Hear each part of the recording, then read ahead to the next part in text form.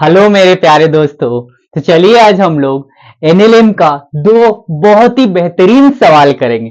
ठीक है, एक है पुली वाला और दूसरा है आपका इंक्लाइन प्लेन वाला। एक में फ्रिक्शन है, एक में फ्रिक्शन नहीं है। ये वाला सवाल 2018 वाला सवाल 2024 में फिर से रिपीट किया था। ठीक है, तो ये वाला बहुत ही इंपॉर्टेंट सवाल होने वाला है। ठीक है, ये वाला भी बहुत ही इंपॉर्टेंट सवाल है क्योंकि इसमें मूवेबल पुली दिया हुआ है। ठीक है, तो आप लोग हमेशा की तरह कॉपी पेन निकालिए और ये दोनों को ट्राई कीजिए और कौन सा ऑप्शन आता है कमेंट करके बताइए। तो पहले हम लोग ये वाला सवाल से शुरू करेंगे।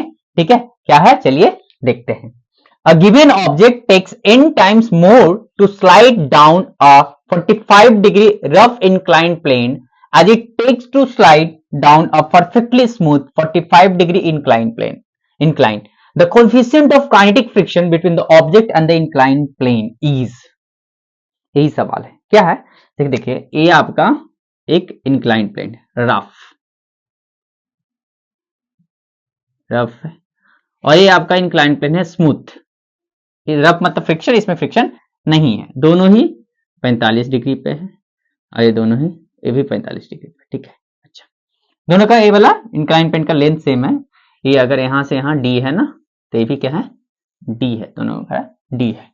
तो इंक्लाइन प्लेन पे मान लीजिए यहां से ब्लॉक छोड़े हैं एक ऑब्जेक्ट को, यहां से यहां आने में इसको डी डिस्टेंस कवर करने में, ये वाला ब्लॉक यहां से यहां आने में डी डिस्टेंस कवर करने में इसका टाइम अगर ये मेरा स्मूथ है, ये मेरा क्या है स्मूथ है,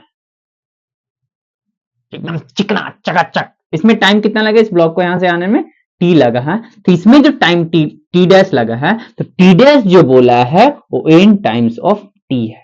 माने जो रफ में माने एक ब्लॉक को हम ऊपर में रख दिए हैं, यहां से यहां इसको नीचे आने में जितना समय लगा है वो एन टाइम्स है जब ब्लॉक यहां से यहां आएगा। माने स्मूथ पे अगर 2 सेकंड लग रहा है तो वही और रफ पे कितना लगेगा? N times of 2 second. Question समझ में आया? तो बोला कोएफिशिएंट ऑफ काइनेटिक फ्रिक्शन बताने। ठीक है, तो चलिए शुरू करते हैं। कैसे करेंगे? एक काम कर लेते हैं ना हम लोग। एक काम करते हैं, क्या करेंगे, दोनों तो में तो डिस्टेंस सेम कवर कर रहा है। ठीक है, तो दोनों को डिस्टेंस निकाल के इक्वेट कर देंगे तो मेरा कोएफिशिएंट ऑफ काइनेटिक फ्रिक्शन आ जाएगा। तो सबसे पहले हम स्मूथ वाला ले रहे हैं। ठीक है, तो स्मूथ वाला पे काम करते हैं।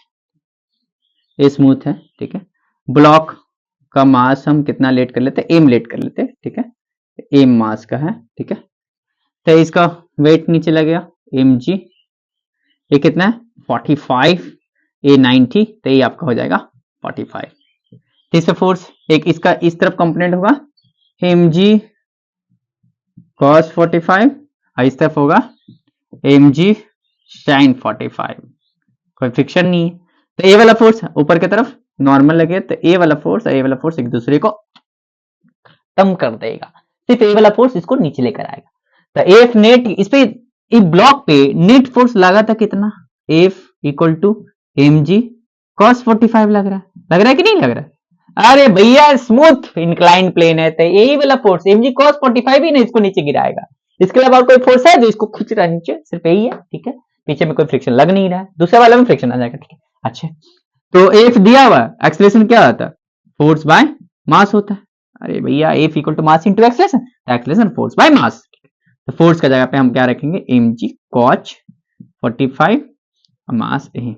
एक्सेलरेशन हमारे कितना मिल गया?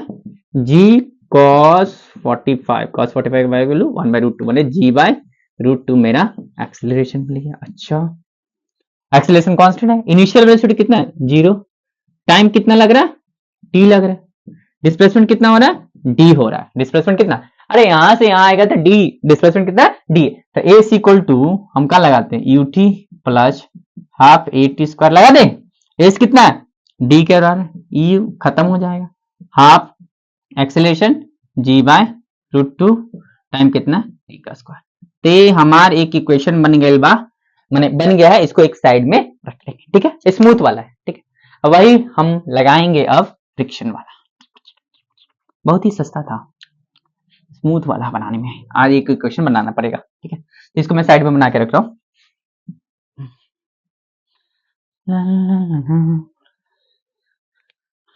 डी इक्वल टू कितना आया है? 1/2 जी बाय √2 और टी स्क्वायर टाइम टी। ठीक है, ये स्मूथ वाला के लिए। अब रफ वाला के लिए है रफ वाला के लिए। ये हमारा छोटा सा नन्हा सा मुन्ना सा ब्लॉक, इस पर एम जी नीचे, अरे एंगल 45 ही है ना जी, ऐसे लगेगा। तो ये 90, तो ये वाला कितना हो जाएगा 45। तो इस तरफ कितना फोर्स लगेगा एम जी कॉस 45, बट इसका coefficient of kinetic friction mu के पकड़ लेते, कितना म्यू के। तो पीछे की तरफ यहां पर एक एक्स्ट्रा फोर्स आ जाएगा, कौन सा आ जाएगा kinetic friction, mu into N. Mu into N, kinetic friction क्या होता है म्यू इंटू एन, ये हमारा काइनेटिक फ्रिक्शन होता है। अच्छा इस तरफ क्या लगेगा M G cos 45, M G sine 45 ना, सॉरी जो कॉस लिए थे साइन, हाँ सॉली सॉली साइन 45 होगा इधर, और ऊपर क्या होगा नॉर्मल। अरे आया कि नहीं आया भाई बोल पक्का। इसका क्या है एम जी साइन 45 आएगा, ऊपर में क्या आएगा नॉर्मल, ये दूसरे ये दोनों आपस में क्या होंगे इक्वल हो जाएंगे। ठीक है तो काइनेटिक फ्रिक्शन निकाल ले क्या, चलिए काइनेटिक फ्रिक्शन निकाल लेते हैं। इधर F K equal to mu के, एन का वैल्यू क्या है M G cos M G sine 45 है, साइन 45 है, साइन 45 माने हाफ, तो F K mu M G by root two, एक काइनेटिक फ्रिक्शन आया, ए साइन 45 का 1 by root two H by. अच्छा काइनेटिक फ्रिक्शन मिल गया, सामने की तरफ फोर्स कितना मिल गया एम जी कॉस 45, ठीक है, पीछे की तरफ म्यू इंटू एन एफ के, ठीक। तो ये तो आ रहा है सामने की तरफ ही ना, ये तो आ रहा है ना सामने की तरफ ही ना, तो नेट फोर्स इसके ऊपर कितना होगा, सामने वाला ज्यादा पीछे वाला कम है, तो नेट फोर्स सामने वाला माइनस पीछे वाला, आई मीन सामने वाला माइनस पीछे वाला मतलब M G cos 45 minus F K, ये मेरा नेट फोर्स। नेट फोर्स मिल जाएगा तो एक्सेलरेशन फाइंड कर लेंगे, एक्सेलरेशन फाइंड करेंगे तो डिस्प्लेसमेंट निकल जाएगा। अच्छा तो यहाँ पर एक काम करते हैं, यहाँ पर M G by root two minus इसका वैल्यू कितना हो जाएगा M G into mu K by root two, ठीक है, कॉस 45 का 1 by root two, M G common कर लेते हैं ना, M G by root two common कर लेते हैं, बचा कितना 1 माइनस म्यू के, ठीक है। एफ मिल गया, फोर्स मिल गया, एक्सेलरेशन क्या हो जाएगा फोर्स बाय मास, फोर्स कितना है M G by root two 1 minus mu K by M, M से एम खत्म हो गया, बचेगा G by root two 1 minus mu K, ये एक्सेलरेशन आ गया, एक्सेलरेशन कांस्टेंट है, फिर वही formula A equal to UT plus half AT square. अच्छा इसको मिटा दो, इसका कोई काम नहीं अब, ठीक है। अच्छा डिस्प्लेसमेंट डी होगा, दोनों का सेम होगा, ठीक है। अच्छा ए इक्वल टू क्या करता हूं यूटी प्लस हाफ ए टी स्क्वायर, यूटी खत्म। यहाँ पर टाइम जो होगा उसको हम टी डैश लेते हैं, ठीक है, वो रफ प्लेन को, अच्छा यहाँ पर टाइम जो होगा रफ में वो क्या होगा two N times of time T, N times of T होगा, क्योंकि टी टाइम लगा था स्मूथ इंक्लाइन प्लेन को नीचे आने में, ठीक है, तो रफ में कितना लगेगा एन टाइम्स ऑफ टी लगेगा, ठीक है। तो यहाँ पर टी आर लिखता हूं, ठीक है, इसके जगह पे डी होगा, डिस्प्लेसमेंट सेम रहेगा, हाफ एक्सेलरेशन हम लोग निकाल चुके कितना G by root two 1 minus mu K, यहाँ पर टी आर का स्क्वायर हो जाएगा, टी आर का स्क्वायर होगा, टी आर का वैल्यू हम लोग को पता है एन टी, टी आर का वैल्यू हम लोग पता है एन टी, पुट करते चलिए 1 by 2 into G by root two 1 minus mu के, एन टी का स्क्वायर करेंगे तो एन स्क्वायर और क्या आएगा टी स्क्वायर, ठीक है। अब दोनों डिस्प्लेसमेंट, ए वाला डिस्प्लेसमेंट और ए वाला डिस्प्लेसमेंट आपस में क्या होंगे बराबर होंगे, तो चलिए इसको मिटाते हैं। बहुत ही बेहतरीन सवाल था, ठीक है, अब 2 बार आ गया, 18 में भी आया, 2024 में आया, 2025 में भी ठीक है दे सकता है।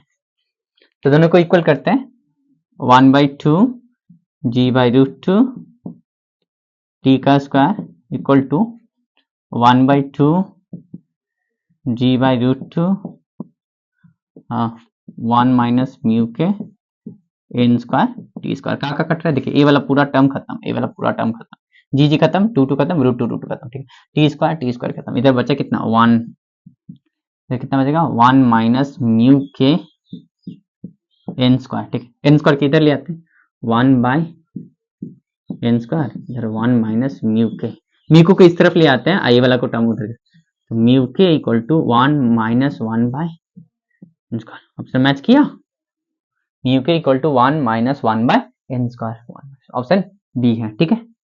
तो बहुत ही बेहतरीन सवाल था, ठीक है। ये वाला और बेहतरीन सवाल है, ठीक है, दोनों ही बेहतरीन सवाल है। तो आप लोग का आंसर आ गया है, तो ये वाला ट्राई कीजिए कितना आ रहा है, ये वाला भी देखिए, फिर लास्ट में बधाई देंगे ना, दोनों का साथ में बनाइए फिर बधाई मिलेगा, एक एक करके बधाई लेंगे आप लोग, ठीक है। दोनों का डिस्प्लेसमेंट सेम था, बराबर कर दिया बस, और कुछ नहीं था। चलिए ऑप्शन बी आ गया, इसको देखते हैं क्या आता है इसमें, सवाल क्या है।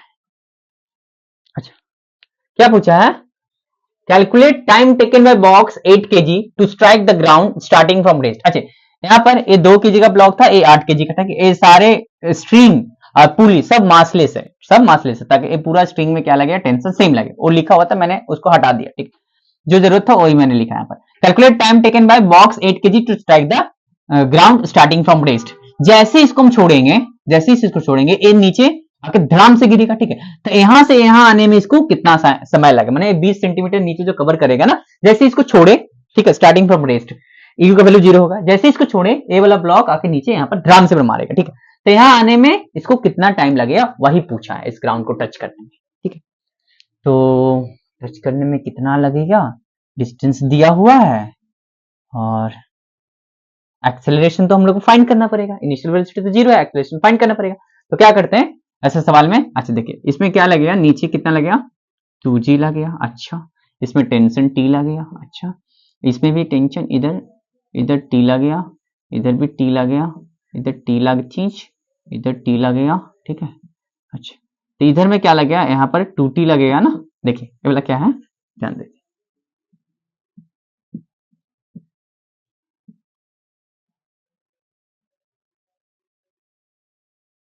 ऐसा है ना जी, इधर t है ना, इधर t है, तब पर क्या होगा 2t, यहाँ पर क्या हो जाएगा 2t, अच्छा, और नीचे में क्या लगेगा 8g, इसका वेट है ना, पक्का ना, इधर 2g, नीचे इसका वेट, ऊपर टेंशन, टेंशन फोर्स उसको खींच के लेकर जाएगा, इसको त्राम से नीचे आएगा, त्राम, इधर टेंशन, इधर टेंशन, इधर टेंशन, इधर में 2t, यहाँ पे 2t, यहाँ पे 2t, ठीक है 8g। अच्छा, एक्सेलरेशन इसका ए पकड़ लेते हैं, और इसका भी एक्सेलरेशन कितना होगा, ए होगा, ना ना ना ना ना ना, एक्सेलरेशन ए दोनों का नहीं होगा, क्योंकि यहाँ पर ए मूवेबल पुली है, तो कैसे होगा सर, सर हम तो यही पकड़े थे, हम छौली, आप गलत पकड़े थे, इसको हम A1 ले लेते हैं और इसको A2 ले लेते हैं, ठीक है, लेट कर दिया, ठीक है।